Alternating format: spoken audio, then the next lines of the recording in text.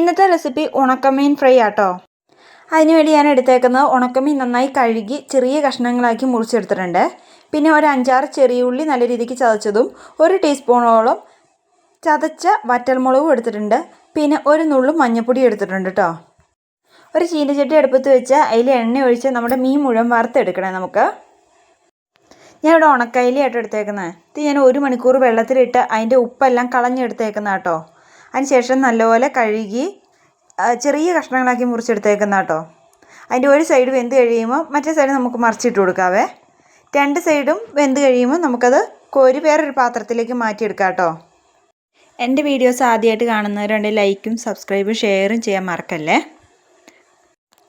അതിനുശേഷം ആ മീൻ വറുത്ത എണ്ണയിലേക്ക് തന്നെ ഒരു ശകലവും കൂടെ വെളിച്ചെണ്ണ ഞാൻ ചേർത്ത് കൊടുത്തിട്ടുണ്ട്. പിന്നെ അതിലേക്ക് നമ്മൾ ചതച്ച് വെച്ചിരിക്കുന്ന ചെറിയുള്ളി ആട്ടോ ചേർത്ത് കൊടുത്തേക്കുന്നത്. ചെറിയുള്ളി കൂടി ചേർത്ത് നന്നായി ഒന്ന് വഴറ്റിയെടുക്കണേ.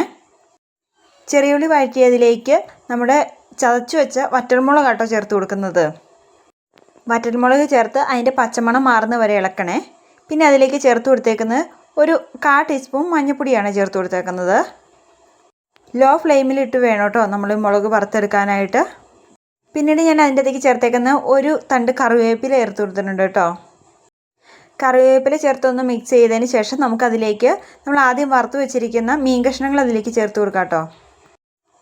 മീൻ കഷ്ണങ്ങൾ ചേർത്തതിന് ശേഷം നന്നായിട്ടൊന്ന് ഇളക്കി കൊടുക്കണം കേട്ടോ. ആ എരിവൊക്കെ ഒന്ന് ആ മീനിൻ്റെ അകത്തേക്ക് പിടിക്കുന്ന വരെ നന്നായി ഇളക്കി കൊടുക്കണം കേട്ടോ. അതിന് ശേഷം നമുക്ക് സ്റ്റൗ ഓഫ് ചെയ്യാമേ. നല്ല ടേസ്റ്റി ആയിട്ടുള്ള ഉണക്കമീൻ ഫ്രൈ റെഡി ആയിട്ടുണ്ട് കേട്ടോ.